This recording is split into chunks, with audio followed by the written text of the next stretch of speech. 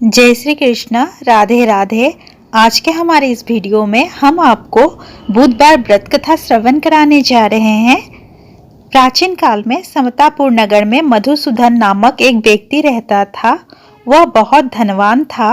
मधुसूदन का विवाह बलरामपुर नगर की सुंदर लड़की संगीता से हुआ था। एक बार मधुसूदन अपनी पत्नी को लेने बुधवार के दिन बलरामपुर गया। मधुसूदन ने पत्नी के माता पिता से संगीता को विदा कराने के लिए कहा। माता पिता बोले, बेटा आज बुधवार है, बुधवार को किसी भी शुभ कार्य के लिए यात्रा नहीं करते। लेकिन मधुसूदन नहीं माना। उसने ऐसी शुभ अशुभ बातों को न मानने की बात कही। दोनों ने बैलगाड़ी से यात्रा प्रारंभ की। 2 कोस की यात्रा के बाद उसकी गाड़ी का एक पहिया टूट गया। वहां से दोनों ने पैदल ही यात्रा शुरू की। रास्ते में संगीता को प्यास लगी। मधुसूदन उसे एक पेड़ के नीचे बैठाकर जल लेने चला गया। थोड़ी देर बाद जब मधुसूदन कहीं से जल लेकर वापस आया तो वह बुरी तरह हैरान हो उठा, क्योंकि उसकी पत्नी के पास उसकी ही शकल सूरत का एक दूसरा व्यक्ति बैठा था। संगीता भी मधुसूदन को देखकर हैरान रह गई। वह दोनों में कोई अंतर नहीं कर पाई। मधुसूदन ने उस व्यक्ति से पूछा, तुम कौन हो और मेरी पत्नी के पास क्यों बैठे हो? मधुसूदन की बात सुनकर उस व्यक्ति ने कहा, अरे भाई, यह मेरी पत्नी संगीता है। मैं अपनी पत्नी को ससुराल से विदा कराकर लाया हूँ। लेकिन तुम कौन हो जो मुझसे ऐसा प्रश्न कर रहे हो?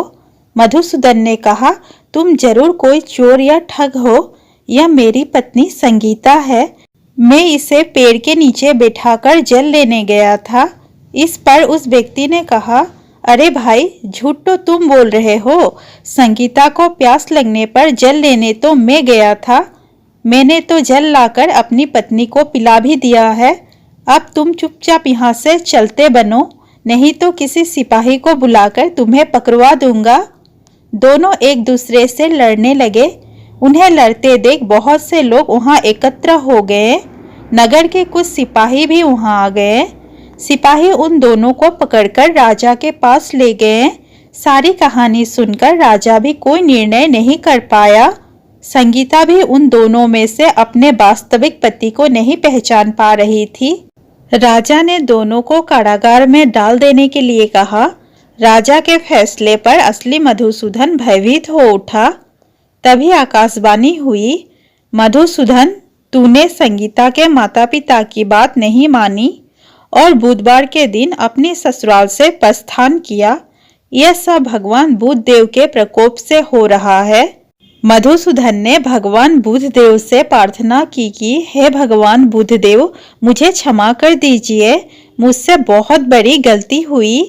भविष्य में अब कभी भी बुधवार के दिन यात्रा नहीं करूंगा और सदैव बुधवार को आपका व्रत किया करूंगा। मधुसूदन के प्रार्थना करने से भगवान बुधदेव ने उसे क्षमा कर दिया। तभी दूसरा व्यक्ति राजा के सामने से गायब हो गया। राजा और दूसरे लोग इस चमत्कार को देख हैरान हो गए। भगवान बुधदेव की इस अनुकंपा से राजा ने मधुसूदन और उसकी पत्नी को सम्मान पूर्वक विदा किया। कुछ दूर चलने पर रास्ते में उन्हें बैलगाड़ी मिल गई। बैलगाड़ी का टूटा हुआ पहिया भी जुड़ा हुआ था।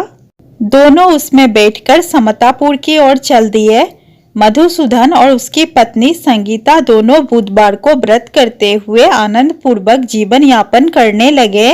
इस तरह भगवान बुधदेव की कृपा से उनके यहाँ खुशियां बरसने लगी।